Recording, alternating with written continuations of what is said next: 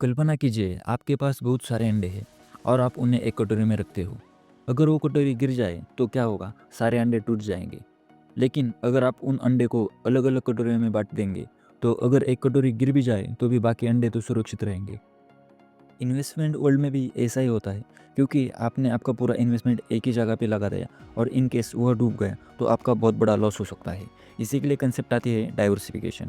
Diversification यानी कि आपका जो भी मनी है वो अलग अलग एसेट क्लास में डाइवर्सिफाई किया जाता है, यानी कि निवेश किया जाता है, जिससे कि आपकी रिस्क भी कम हो जाती है और आपकी इन्वेस्टमेंट भी सेफ हो जाती है।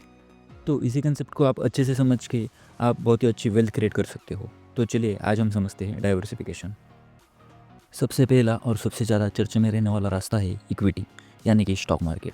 इसे आसान भाषा में समझते हैं। जब आप किसी कंपनी का शेयर खरीदते हैं तो आप उस कंपनी के एक छोटे हिस्से का मालिक बन जाते हैं। अगर कंपनी को फ़ायदा होता है तो आपके शेयर की कीमत भी बढ़ती है और उससे आपको फ़ायदा होता है। इक्विटी में रिटर्न की संभावना सबसे ज़्यादा होती है, लेकिन उसके साथ रिस्क भी ज़्यादा होती है। अगर आपके पास स्टॉक मार्केट का अच्छा नॉलेज होगा तो आप इक्विटी में इन्वेस्ट कर सकते हो।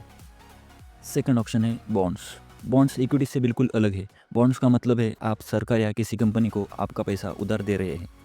बदले में वो आपको समय समय पर इंटरेस्ट देते हैं और एक तय किए समय के बाद आपको पूरा मनी वापस मिलता है, जिसमें कि आपको इंटरेस्ट के ज़रिए एक फिक्स इनकम मिलता है।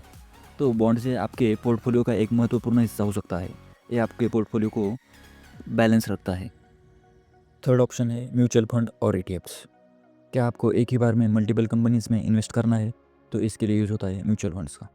यह एक इनडायरेक्टली स्टॉक मार्केट के इक्विटी में ही इन्वेस्ट होता है, पर इसमें आपकी रिस्क थोड़ी कम होती है क्योंकि आपको खुद रिसर्च करने की ज़रूरत नहीं है। यह म्यूचुअल फंड हाउसेस के पास उनकी खुद रिसर्च टीम होती है जो कि मल्टीपल कंपनीज पे रिसर्च करती है और आपका मनी मल्टीपल कंपनी में डाइवर्सिफाई करके लगा देती है, जिससे कि आपका रिस्क थोड़ा कम हो जाता है। और ईटीएफ्स यानी एक्सचेंज ट्रेडेड फंड, यह एक टाइप से जैसे स्टॉक ट्रेड होते हैं वैसे ही ये डायरेक्टली स्टॉक मार्केट में ट्रेड किए जाते हैं, पर इसमें मल्टीपल कंपनीज इंक्लूड होती हैं। तो म्यूचुअल फंड और ईटीएफ्स या न्यू इन्वेस्टर के लिए एक बेहतरीन ऑप्शन है। तो इस पे मैं जल्दी एक डिटेल में वीडियो बना दूंगा, तो चैनल पे नए हो तो चैनल को सब्सक्राइब करो। फोर्थ ऑप्शन है कमोडिटीज़, यानी कि gold, silver, copper. Investor gold को एक सिक्योर्ड ऑप्शन मानते हैं, क्योंकि जब स्टॉक मार्केट गिरता है तो बहुत सारे लोग गोल्ड में इन्वेस्ट करते हैं और मार्केट गिरने के बाद बहुत ही बार तो गोल्ड की प्राइस बढ़ ही जाती है। तो इससे आपका मनी डाइवर्सिफाई रहता है, जिससे कि आप एक बड़े लॉस से बच जाते हैं। तो आप अपने पोर्टफोलियो का एक पोर्शन गोल्ड में भी लगा सकते हो। तो इसी तरह मैंने आपको equity, bonds, gold, ETFs, mutual fund इसका ओवरव्यू दिया है। तो नेक्स्ट वीडियो में मैं इनमें से एक एक टॉपिक के डिटेल में वीडियोस बना दूंगा और इन सभी एसेट में आप अपनी इन्वेस्टमेंट की शुरुआत सिर्फ 1000 रुपये से कर सकते हो, जो कि आगे बढ़ते बढ़ते बहुत ही बड़ी अमाउंट बन जाती है। तो आप अपने सेविंग का या इनकम का थोड़ा थोड़ा पोर्शन अलग अलग एसेट में डाइवर्सिफाई करके एक अच्छी वेल्थ क्रिएट कर सकते हो।